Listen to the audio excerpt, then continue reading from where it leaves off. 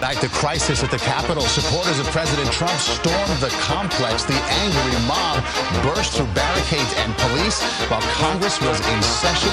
One person has died and multiple injuries have been reported. A curfew now in effect in Washington, D.C. until 6 a.m. And right now, Congress has resumed counting Electoral College votes after being escorted in by